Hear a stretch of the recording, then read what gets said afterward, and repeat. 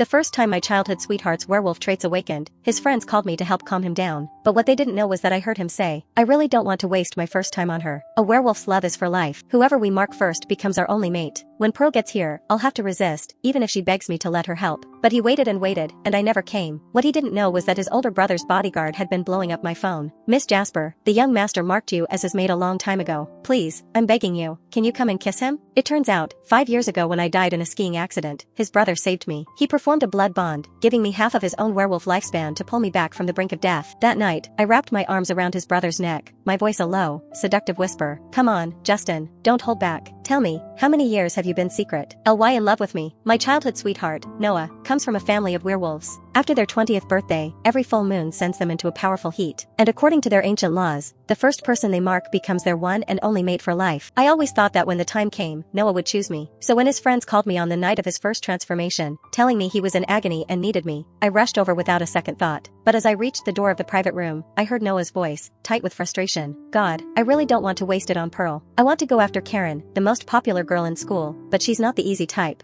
Not like Pearl. She's like a pathetic little lapdog who comes running whenever I call. When she gets here, I'll have to resist, even if she begs me to let her help. The last thing I need is to be shackled to her for life after one mistake. She'd have me wrapped arrow. UND her little finger forever." I stood frozen outside the door, my mind a complete blank. I couldn't believe it. The boy I'd grown up with, the boy I adored, saw me as nothing more than that. His friends, all of them the type to kiss up and kick down, burst out laughing. "So, she's just a toy to you. Should I call and tell her not to come? Save her the trouble of trying to climb into your bed and trap you. Honestly, man, you get what you pay for."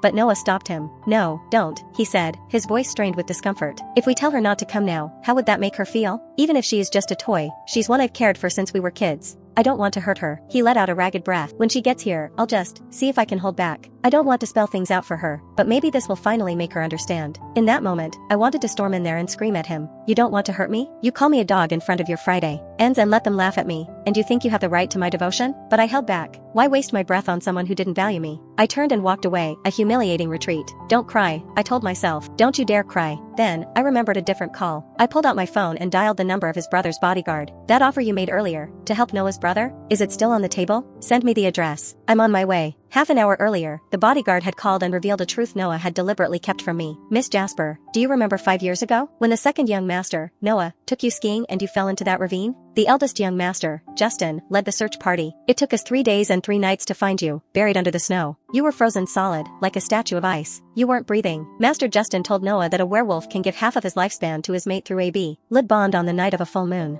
It's another form of marking. Once performed, that person becomes their eternal mate. But Noah, he refused. He couldn't bear to let you die. He just held your body and sobbed, but he wouldn't do it. In the end, it was Master Justin who saved you. As luck would have it, that night was a full moon. To save you, he performed the blood bond himself, giving you half of his life. In doing so, he marked you. For the rest of his life, you are the only one he can ever be with. Noah begged him never to tell you. For the past 5 years, Master Justin has endured every full moon alone. He never disturbed you, and he forbade any of us from ever revealing what he did. But tonight is different. He's been gravely injured, his life is on the line, and with the full moon, he won't make it without you. Please, I'm begging you, can you come help him?" My mind went completely blank. I had died once. 5 years ago, I had actually died? Noah, the boy, who had cherished me my whole life, refused to sacrifice for me. But his brother, Justin, the cold, intimidating man everyone called the Ice King, had pulled me back from death's door. Even so, my heart had been stubborn. "I'm sorry," I had told the bodyguard. "Noah needs me more tonight." I was willing to be ungrateful, to ignore the man who saved me, all to rush to Noah's side. And my reward?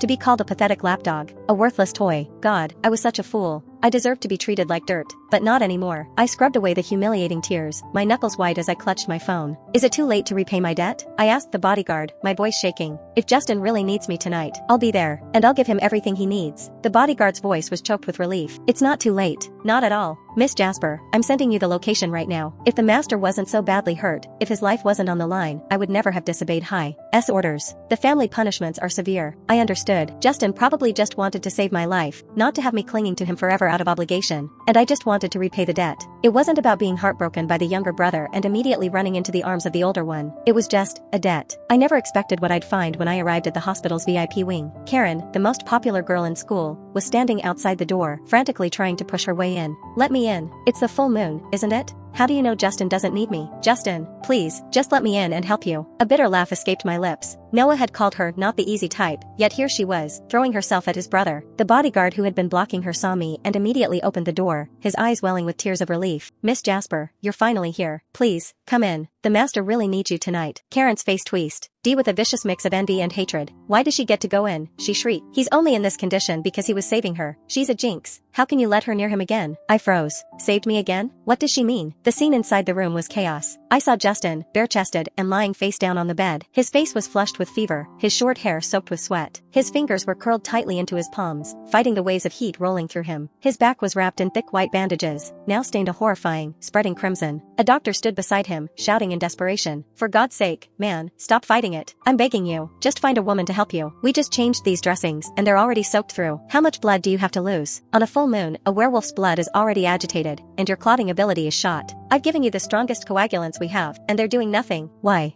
Oh, you have to relieve this fever, or you're going to bleed to death before morning. Where is this girl you said could save him? The bodyguards by the bed had already seen me. In unison, they turned and bowed a full 90 degrees, their expressions a mixture of reverence and gratitude. Doctor, one of them said. She's here. At their words, the man who had been suffering his own private hell on the bed suddenly opened his eyes. They were a deep, mesmerizing crimson, burning with a fierce, restrained desire. His gaze, powerful and sharp, landed on my face, and his expression shifted to shock, then fury. Who brought her here? Get her out. One of the bodyguards bowed his head. It was me, sir. If Miss Jasper can help you tonight, I will accept any punishment. Besides, you were injured this time saving her life. Again, you've risked your life for her twice now, and you won't even take the credit. You might not feel wronged by it, sir, but we do. On your behalf, I stole a glance at the formidable man on the bed. Though I'd grown up with Noah, I had always been terrified of Justin. He was known as the Ice King for a reason. Even the most arrogant heirs and troublemakers in our circle turned into meek little boys in his presence. His power and aura were absolute. I usually went out of my way to avoid him, but now, that same terrifying man was gripping the bedsheets, his toes curling in agony, his whole body radiating a palpable heat.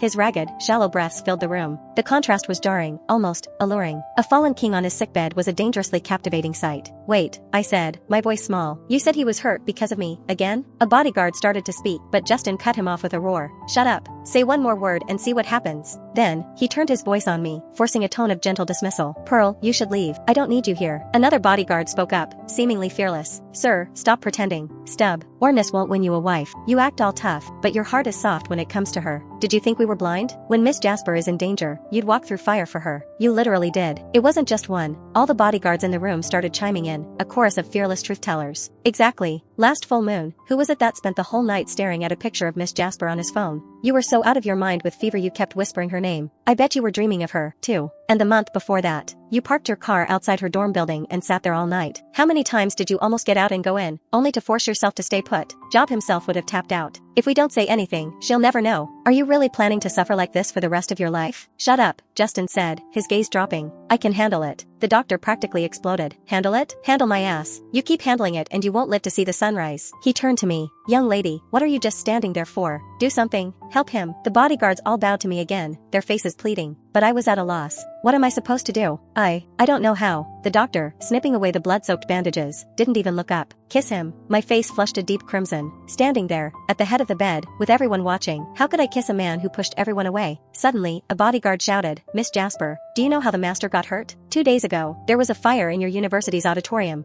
You were trapped inside, weren't you? You passed out from the smoke inhalation and almost died. It was the master who saved you. Because of the mark, he can sense when his mate is in danger. He ignored everyone's warnings and ran into the burning building to find you. As he was carrying you out, a flaming beam fell and hit him across the back. His whole back was on fire. But he gritted his teeth, held on through the pain, and used the last of his strength to get you out. And what happened then? Your precious Noah swooped in and took all the credit. He saw his brother carry you from the flames and snatched you out of his arms. If he was so worried about you, why didn't he run in there himself? What? I couldn't believe it. That was how Justin had been injured? I remembered waking up from the smoke inhalation 2 days ago. Noah was sitting by my bedside. I had assumed. I thought he was the one who saved me. My head was spinning with too much new information to feel shy or awkward anymore. Saving him was all that mattered. Acting on pure instinct, I leaned over Justin, fixed my eyes on his lips, and pressed a firm kiss against them. Don't, he growled, his voice harsh, pushing me away with his words. But his hands only gripped the sheets tighter, his throat working as he swallowed hard, his eyes a terrifying shade of red. The sight of him, so powerful yet so vulnerable, was an invitation to sin. His voice turned colder. Pearl, do you have any idea what you're doing? You usually act like you can't get far enough away from me. Don't do something you'll regret just to repay a debt. and don't listen to them. It's useless. You can kiss me all you want. I feel nothing. But the doctor suddenly cried out in excitement. It's working. The bleeding is slowing down. Miss Jasper, keep going. Kiss him again. His body is a hell of a lot more honest than his mouth. Kiss him like you mean it. The doctor's words were a direct slap to Justin's stubborn pride. His face looked deeply uncomfortable, and in a move that stunned me, he buried his head in the pillows. Was he blushing? His ears were so red they looked like they were about to catch fire.